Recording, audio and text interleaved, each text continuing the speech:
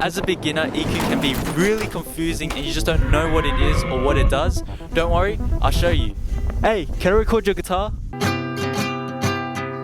The way I like to think about EQ is that it is a tool that you can use to increase or boost frequencies you want, or remove or decrease frequencies you don't want.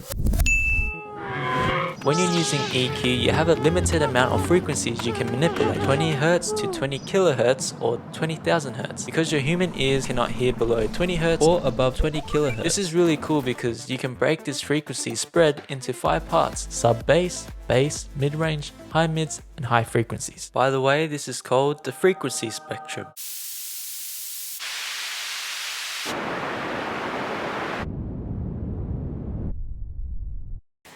This is really important because different instruments live in different frequency areas, and understanding this will allow you to decide what you should be EQing instead of just randomly EQing random stuff like what I'm doing here. You actually have more purpose and intent because you understand, okay, if hi-hats belong to the high frequencies, I should be removing some of the low frequency. And in doing so, you create space for your other instruments. Whoa, what the heck is this graph? This graph shows the different instruments that sit on the frequency spectrum. For example, this bass belongs to the sub-bass and bass category, but it resonates out towards the mid frequencies and the high mids.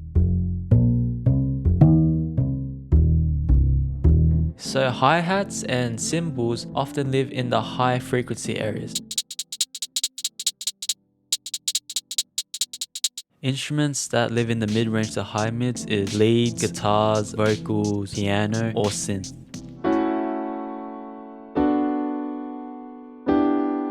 You can see that the piano has a lot of bass and sub-bass frequencies. When you have a lot of tracks, those frequencies might get in the way with your kick drum or your bass guitar, so you can actually remove some of those frequencies. Enabling this button here will allow you to hear the frequencies that you're adjusting when using one of the filter dots. I also reduced some of the highs to make space for like instruments like the hi-hats.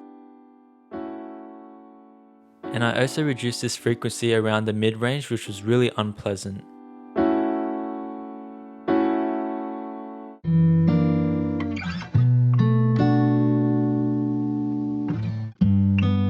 The same thing can be applied to the guitar as well as the piano. Guitars also have a lot of bass and sub-bass, so don't be afraid to remove or reduce some of those frequencies. Maybe I wanna... As you can see, the vocals are also in the mid frequencies and a bit to the high frequencies. Vocals can also have low end, but majority of the vocal frequencies are in the middle. For the low frequencies, we have bass or a kick drum. The kick has frequency content throughout the entire frequency spectrum, just like the male vocals. When it comes in, it starts at the mid-range to the high and then it drifts off to the sub-bass. The initial part of the kick, the transient or that thump, is the stuff happening from the high frequencies all the way down to the bass frequencies. The part of the kick you feel in the chest/ground is the sub-bass. When I'm EQing my kick, I like to remove frequencies all the way down to the mid-range because this creates space for my other instruments. This goes with every instrument. If there's unnecessary frequency, it's okay to remove it to create space for other instruments. Okay, so now you should have an understanding of frequency spectrum. Yay! This graph also shows you how you can change the quality of the sound depending on what frequencies you increase or decrease. So let's say I have a guitar and I want to add more sub-bass frequencies. I'll be adding rumble and thump and chest to the guitar sound. If I adjust the mid-range, I'll be adding more fullness. If I adjust the high frequencies, I can make the guitar sound more airy and piercing. So EQ adjusts the quality of the sound you want for your instrument. On Ableton, if you double tap the screen, you can expand it, and if you want to close it, you can just double tap the screen. I'm going to be using some extreme EQing just for the sake of the example. So if I want this guitar to sound more muddy, what I will do is just reduce the high end and add low end like this.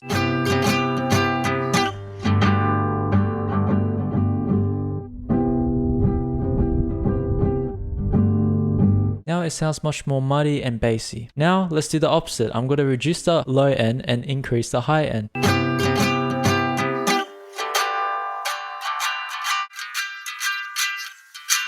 Now it sounds much more shiny and bright. What happens if we reduce and increase the mid-range?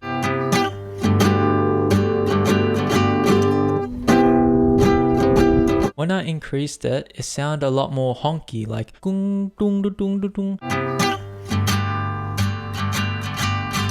but then when I reduced it, it sounded really tinny, like hollow. So that's the basics of EQ. You reduce the frequencies that you don't like and you increase the frequencies you want. Woo! You also understand that with EQ, you can change the quality of the sound as well. So on our EQ, we have these things called bands, and these bands allow you to adjust the frequencies. So as you can see, this band I'm using right here, I can move it up to increase, I can move it down to decrease. Each band allows you to use one of these shapes. A high pass filter / low pass filter. This filter allows you to cut out everything above or below a certain frequency. By the way, this one is called a high pass filter because you are letting the high frequencies pass through the gateway. This one is called a low pass filter because you're letting all the low frequencies pass through the gateway to heaven. You know what I'm saying? So it's like kind of like the opposite. Next is my favorite shape, the bell curve. This allows you to boost frequencies and the surrounding frequencies around it. You can also set the frequency and how wide it is. So this is really good for removing really unwanted frequencies. So you can narrow it down like this, or just to boost areas to enhance the sound like this. And the next shape I just want to explain to you guys is the shelf EQ. I don't use this one often, but this one boosts everything above or below a certain frequency by a set amount. So unlike the high pass or low pass filter, this one doesn't cut all the way down. So those are the three main shapes. Hopefully as a beginner you learned what EQ is, and you also learned what frequency spectrum is. And if you haven't seen me try to make a lo-fi song, check it out right here.